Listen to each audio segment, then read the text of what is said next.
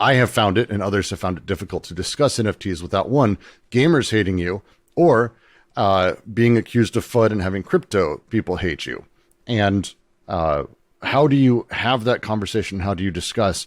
And my answer is, my answer is what we're doing, but across the board, it's understanding that crypto people aren't like, well, there is some truth that there is like a diehard for crypto reality. Crypto people are not like divorced from reality, and neither are gamers. They're both responding to what they understand these terms to mean. Now, if I say NFT, decentralization, all of that shit to a crypto guy, they're not focused on the negative things that have been done with it. They're aware of it, and they make jokes all the fucking time about how there's this Ponzi scheme or this other Ponzi scheme, Ponzi-nomics being a term people throw about, but they're not divorced from reality. They're aware of those things, but they see the positive side, and they see the possibilities, and they work towards that.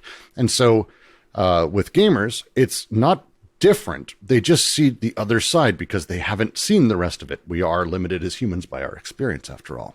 So as you sort of go through it, the ability to talk to gamers, honestly show them what they're doing and what you're doing in a way that is realistic and not filled with jargon and bullshit, while also doing the same for crypto people. It's removing that layer of, hey, I'm using a term that's new and you don't really know what it is, so I can sell you anything.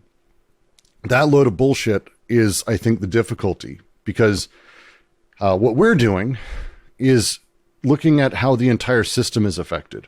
When someone adds to their game, and let's say I'm talking to a mixed audience of crypto and gamer people. If I say we're going to be adding true ownership to the game, you can't act like that exists in a vacuum, because sure, you can say, oh, the idea of true ownership, that's great.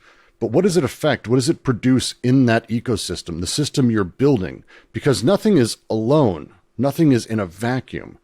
And that's what people in games especially, but I think everywhere, do, is they like to pretend the thing they're adding is in a vacuum. But it doesn't work that way. There is things it produces. There are things it does that have knock-on effects. So what does it do across the board? And if you have the conversation honestly by saying, here is what we're building, we're doing this, here's what it affects here, here's how this works here, and talking about as far to the edges as possible, so that way there's no part of the machine left out, so you're not bullshitting around the entire thing, you're able to have an honest conversation with both sides in a way that both can digest on their own merits, rather than trying to fight over a word.